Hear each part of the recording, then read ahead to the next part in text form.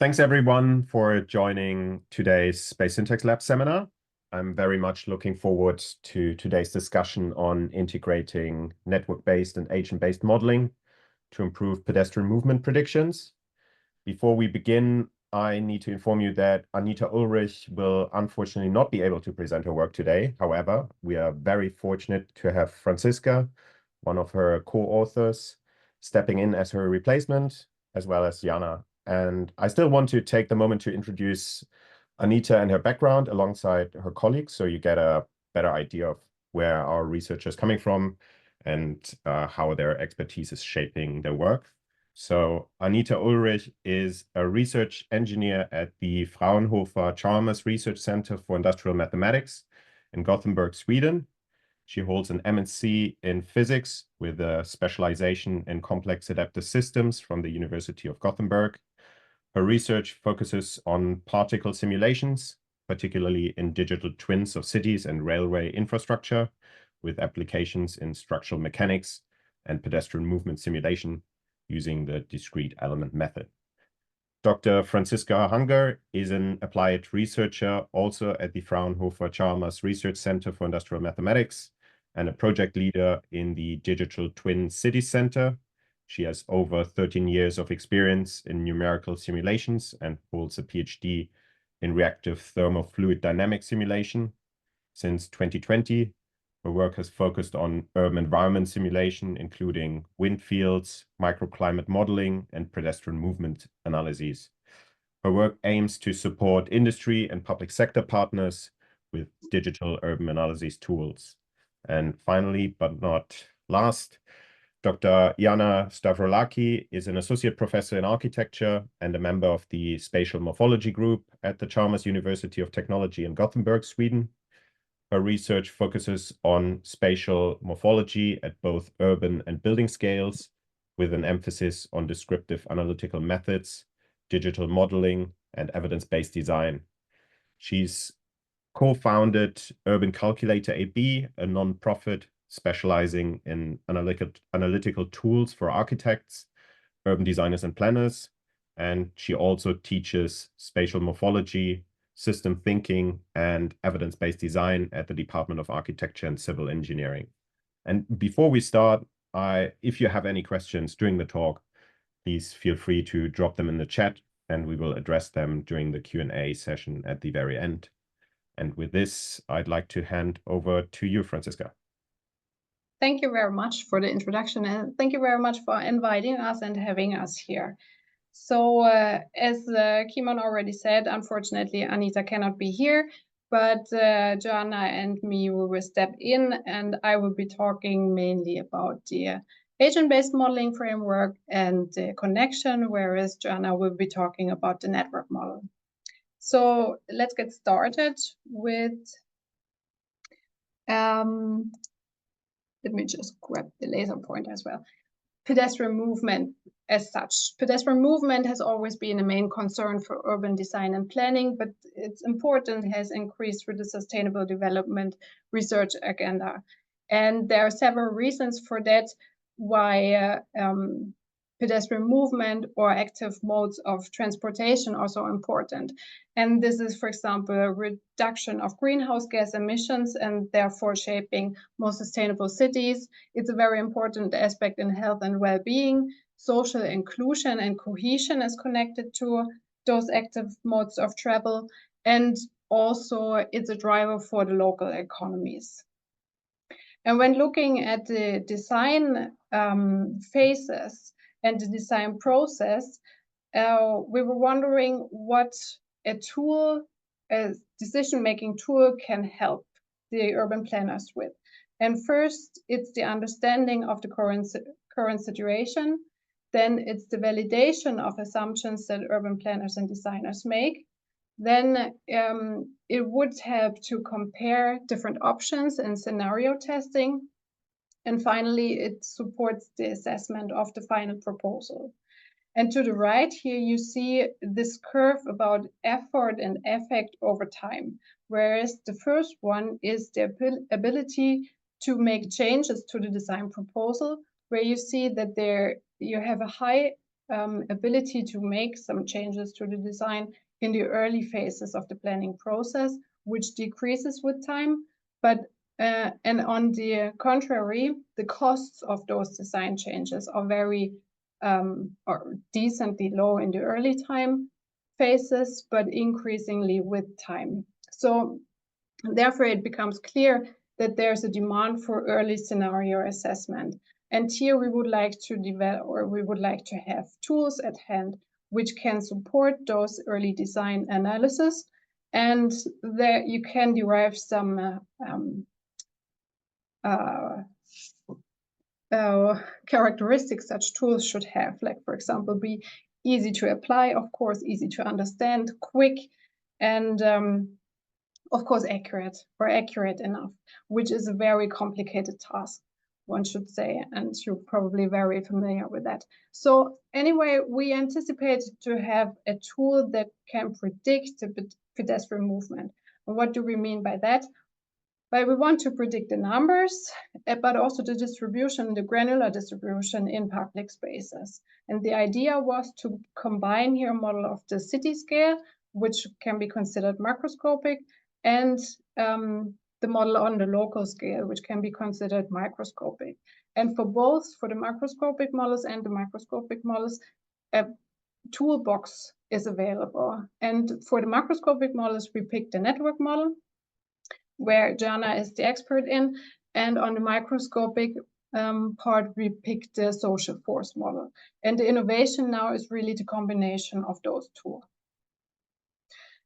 And how does this coupling of the local and the city scale look like? Where there's a flow of information, and basically our approach is that the information flows from the macroscopic to the microscopic scale. So the local scale simulation gets some input, which is the initial distribution of the individuals and the incoming and outgoing individuals at the domain boundaries, with which we derive origin destination matrix. There are some other input data for scenario testing necessary. There can be velocity distribution, there can be attractiveness of points, that can be the modeling of individual behavior, and more. Looking into a little bit more in detail onto the coupling between the local and the city scale, we have here a scheme how this flow of information works. So if we start with the city district design, we can derive those spatial parameters on the street level and give that to the network model. And from the network model, we will have the accumulated flow of pedestrians in each or on each street segment. And then we convert that to a specific origin destination matrix, which itself is the input to the agent-based model. Simultaneously, from the network model, we also receive information about the full day pedestrian counts on those street segments. And the agent-based model itself also receives information from the city district design, which is the geometry, but also other ABM parameters that are needed for setting up the model. Then with running the simulations, we will get some microscale information about the movement and the flows. And with analyzing both results from the microscale simulations, but also potentially only from the network model, we can, or the urban planners are enabled to kind of qualify if design proposal is sufficient. If not, then you can modify the design and run another such a simulation. Now, what does our model on the local scale look like? Where we resolve the individual movement of the pedestrians in the urban environment, and the model is based on the social force model, which is extensively used for emergency evacuation. And the input data for such a model can come from either measurements or statistics. It can come from rules of thumb, or in the case that we're presenting today, it comes from the network model. And more details on the implementation of the local scale simulation. We have based the model on our core technology, which is called Demify, which is basically a discrete element model simulation framework. And usually that one is applied really for particulate matter, which, for example, is if particles flow through a hopper. This enables us to get some microscale information about the individual particles, which then in our case are the individual pedestrians. That means that we get the information about the position and the velocity and also the direction. The code is also efficient in detecting the pedestrians close to each other if there would be interactions between the pedestrians, but also between the pedestrian and an obstacle. And the time involvement is based on forces, which already comes from, or is visible in the name, that it's a social force model. So the entire model is a force-based model. And using this core technology, we have extended this with the Python interface, where we included the social force between the pedestrians and between the pedestrians and the obstacles. Then we also have a motive force, which is a heuristic guidance that accounts for the objects in pedestrians' line of sight, and path planning, which means that we can put different targets on the way statistically for every pedestrian that should be visited before it comes to the final target. And then we have a line of sight guidance for obstacle avoidance, and a velocity adaptation for tilting floors, and eventually a curiosity module, which enables that the pedestrians, if they are nearby an attraction point, detour from their original target path and stay at this attraction point for a given statistically random given amount of time. Now, with those basic settings, we have taken one case from Gothenburg as a validation case, which is not coupled to the network model yet, which is really aimed for kind of validating the approach in a real-world case. And therefore, we have to receive data sets from Ricando, which is basically a monitoring of pedestrian movement. There we had the pedestrian trajectories and people counts on those two marked lines here. And then also the mean velocities for given time intervals. And for setting up the simulation, we took actually the real-world data to derive this origin destination matrix, and also the amount of pedestrians coming into the simulation domain. And then from here on, we did a comparison of the trajectories itself and on the occupancy in this area. Overall, we find here a good agreement.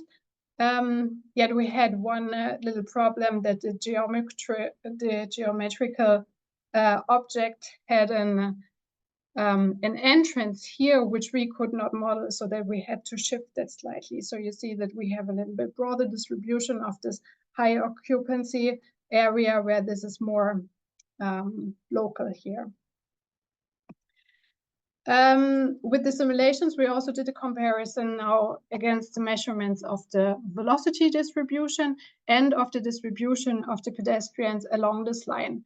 And the velocities, I would say, are in decent agreement. There are obviously some more, let's say the simulations per se are not that chaotic as the real-world data is. So here you have a much broader distribution, whereas we receive higher peak values here. And this is also visible in the distribution here, where the pedestrians are along this line. So here we have taken those two lines and counted where on this line the pedestrians are.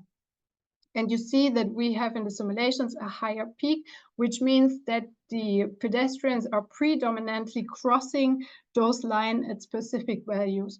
And the reason for that is, in that simulations, we didn't want to calibrate significantly. So basically, you have an intermediate target here, and the pedestrians in the simulations take the shortest path, while in the in the real world case, which is also visible here, that's much more chaotic, that the pedestrians take a shortcut, for example, here, and that they are moving not rather to the right, but also on the entire path. They can be adjusted in the simulations if that is known, for example, that this behavior is specific here or specific for a specific country, for example, or a city.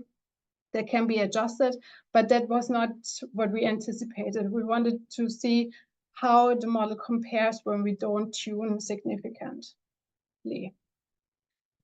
And with those results, then we went into a little bit more complex situation where we now connected to the network model. So here, again, we had real-world data given by Viscando, and Kungstorget is also an area in Gothenburg in Sweden.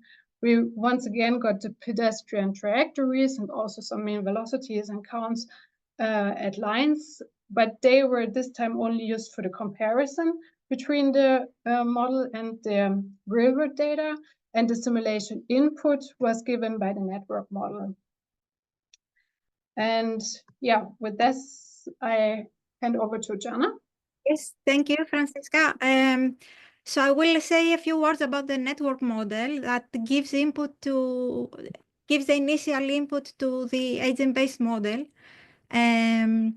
So the network model development has been published and presented in the Space Syntax Conference this summer. And the aim was to predict the numbers of pedestrians for every street in a neighborhood, so on the street level, using special predictors that are easily defined in the early urban design and planning phases. So what Franziska said in the beginning was also a name for the network model. So we aimed for an economical model, a parsimonious model, so to say, with a few predictors that can be easily a kind of that one can easily have in the very early planning and design phases. We have some background studies that we have been doing the last years in the spatial morphology group that have been mostly explanatory. But then we wanted to take the step to go to a predictive modeling. Franziska, can you? Yes. And we collaborated with data scientists to help us with this modeling. So basically our question was, can we train a model in Stockholm and predict streets full-day pedestrian counts in Gothenburg, so in entirely different city? Because of the objectives of the study, the model that was selected was a machine learning model that is the lasso. And the reason for that is that this is a modeling method that constrains the number of predictors, so penalizes coefficients to arrive to a limited set of the most significant predictors. So it could be that some predictors that are actually significant but not so much are excluded from the model. The other thing is that it uses regularization strength to select the final set of variables, which is kind of prioritizing keeping the model parameters small rather than fitting the data better. So first of all, it kind of addresses overfitting the data, but also in case of choice, to just increase slightly prediction accuracy will be prioritized less, so to say, than to keep the model parameters limited. So again, to have this kind of economical and small set of predictor variables. Yes, next slide. Yeah, so the training data included data on 226 street segments in Stockholm that were clustered in various neighborhoods, central and suburban neighborhoods. And we had real world data for those as well that was we observed, we counted the pedestrian, we had pedestrian counts, full day pedestrian counts for one workday in each of these neighborhoods. We trained one model in all of these different areas, and we trained a second model in 6 central areas that you see in the circle. Now, the validation data were from Gothenburg, where we had validation data for 76 street segments, all in the city center, measured from Wednesday to Sunday. The same collection method was used in both cases, and that was capturing Wi-Fi signals from mobile phones that were unique and anonymized. So it was exactly the same. It was the same company used the same collection and processing method used for the training data and the validation data. Yes, next slide.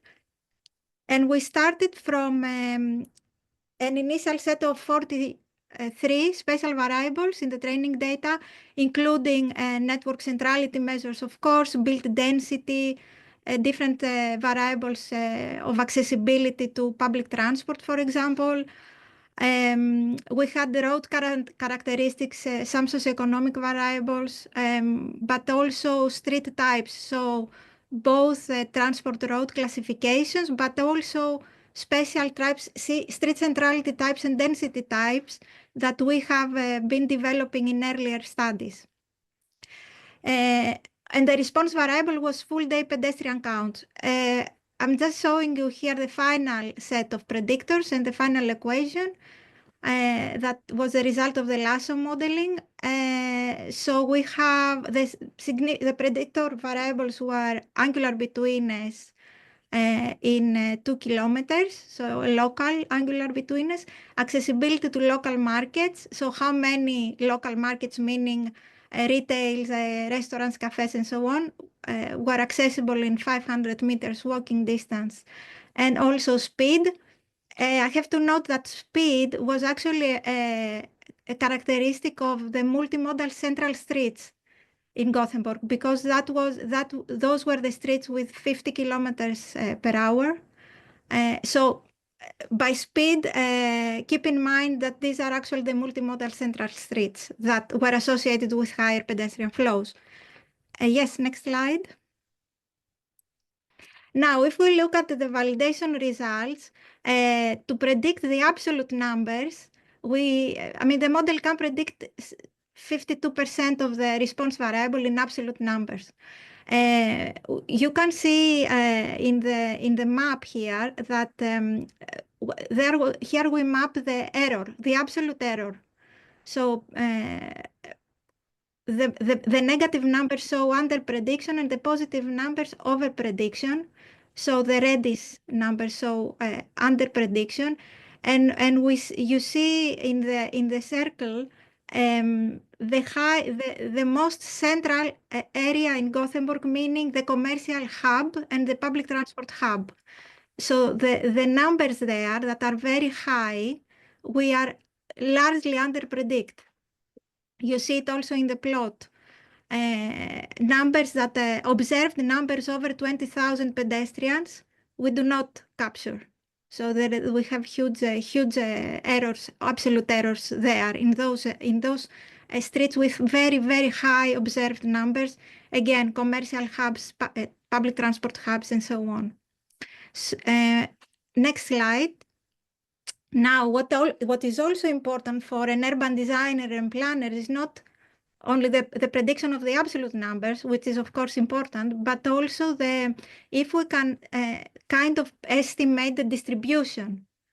So not only, exactly how many people do we expect, but which streets we expect to have the higher numbers. Now, this hierarchy in terms of expected pedestrian counts, and there again you see on the top figure the observed numbers, and in the bottom the predicted. And then we have a better agreement, let's say. So the estimation is better when it comes to the distribution of the pedestrians on the streets rather than the absolute numbers. That's the kind of conclusion. But both of these inputs is important to guide, like I said, to guide the first stages of an urban design or planning process. So back to our case study. Using this model, we predicted the number of pedestrians on the street segments that were within our case study. And we gave these predictions to Franziska and Anita to use as input numbers for their agent-based modeling. And note that these segments that we predicted were not part of the validation data from Gothenburg. So these were like, you know, streets that were not in the initial data set that were predicted. Yes, so Franziska, back to you. Yes, thank you. And from this data that we received from the network model, we generated this origin destination matrix. But for doing that, well, we had to choose the pedestrian counts at the boundaries of the sections that we have defined here. So we defined those sections which are where the blue ones or the red ones are the generators. So here we populated the pedestrians coming into the domain, and those numbers were derived from the pedestrian counts from the network model. Now, and also for deriving this origin destination matrix. Now, the network model, the pedestrian counts there are not directed. And our first and simplest approach was to just use half of the pedestrians that origin from one section and the other half targeting the section. That is an assumption that can be refined if it's known in which direction they predominantly walk, but that was not known to us. And so we started with the most obvious assumption here.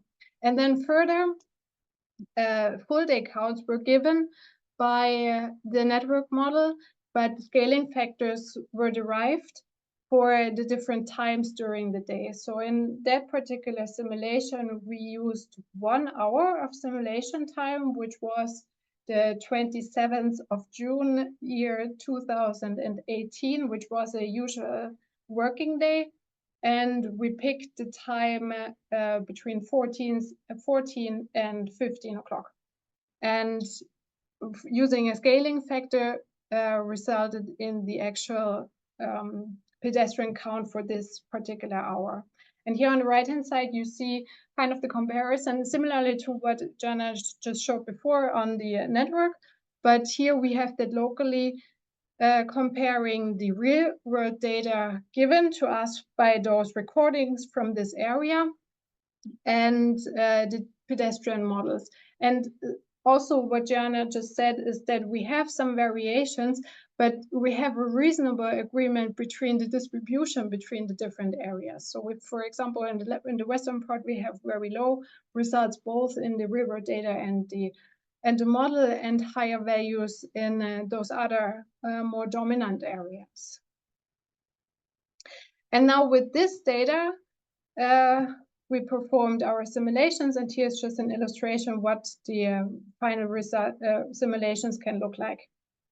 You see that if you look closely, you see that there are some conflicts between the pedestrians, which result in a little bit sometimes crazy ways of how the pedestrians move. But overall, you get quite a good impression of the occupancy of the pedestrians. And with those results, we did similarly as shown before, a comparison to the real world data. And first looking at the trajectories, and then looking at the amount of pedestrians per square meter. And also similarly as before, overall we get quite a good agreement, I would say, that we get the main areas where the pedestrians predominantly walk quite correct. But here, for example, you see that the movement along or over a square here, which is rather an open square, is more chaotic than we have that here.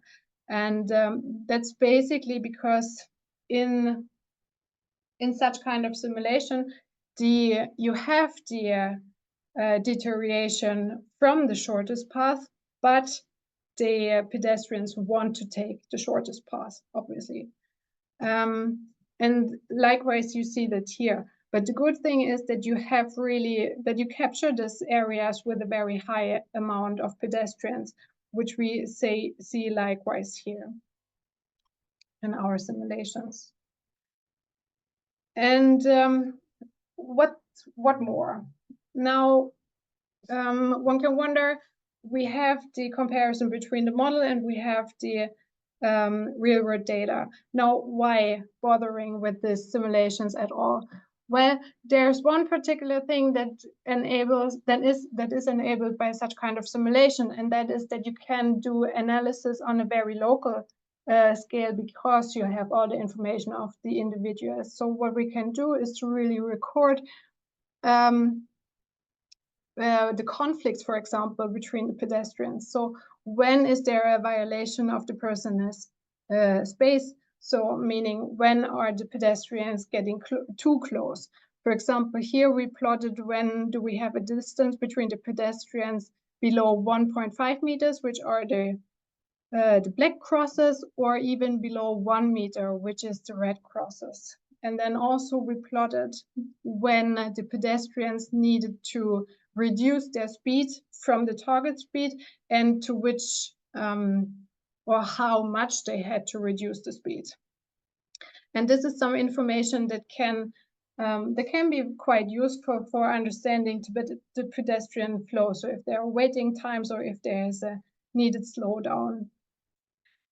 And also, yeah, here I come already to the discussion, the advantages and the disadvantages of this modeling approach. So what we think is very positive is that it allows a forecast of the amount of pedestrians and also the granular distribution of the pedestrians. Now, as Ioanna said, that comes with errors, obviously, because we're doing modeling errors and the models are not perfect, neither the network model nor the ABM. But the workflow that we have suggested here is made up in such a way that it can be improved when you improve one or both of the models. So you could also basically exchange the macroscopic model or the microscopic model with another one. But if you have a better performance, but in general, it allows this connection between the macro scale and the micro scale, giving you information and allowing you a forecast of the pedestrians. Now also you have the ability to estimate the average occupancy, but also the variation of the occupancy during the day. Then what I just showed before is that you can analyze some flow properties in very specifically, like for example, the velocity or the violation of the person in space. And probably most important is the scenario testing, that you can imply, for example, or that you can require larger distances between the individuals, what we considered during the pandemic, that you keep a larger distance that you would normally do. You can model elderly or disabled people or running people and how this affects the entire pedestrian flow. And of course, then you can also test different design proposals. The idea was to build up the model such that it can easily be extended. So if you have behavioral rules, for example, that you, for example, want to enforce that the pedestrians avoid obstacles always on the right-hand side, that can easily be implemented. Or it can, as I said before, easily be improved when better models are available or better results, or the network model, for example, is improved. Then what we have understood from the urban planners and architects that we were working with is that the possibility of having a comprehensive visualization is very helpful for the urban planning process. And yeah, so we think that this is quite suitable approach for design comparison of public spaces. The disadvantages, on the other hand side, yeah, you can name the individual shortcomings of the models of the microscale or the macroscale model, which you're probably familiar with, and you can name quite some for the ABM as well. But I don't want to focus on that. I would rather focus on the workflow and the coupling of the two. So what I mentioned before already is that we used a very simple approach for just dividing the direction of the pedestrian movement into half, targeting a section or coming from a section. That can be refined if some information is available here. Then also now what I said is that the model we're using is basically force-driven. So the pedestrians are not really smart. That can be improved, and there are some other modeling approaches available, which rather consider the pedestrians as smart, making decisions on where they're actually going. Yeah, but that's a choice of model that you make. And one thing that we have been struggling with is that if you want to set up your simulation as good as possible, it can become very cumbersome, really, in putting in all the information, all those behavioral rules, but also the details on the object. Now, for example, what you see here, this looks quite nice, but if you look closely, you see that the pedestrians are moving through the tree, meaning that the tree is not known to the pedestrians, which can of course be altered, but then you have to put all the objects in as visible objects. Yes, and with that, I'd like to finish my presentation, or our presentation, and thank you very much for listening, and we're happy to take your questions.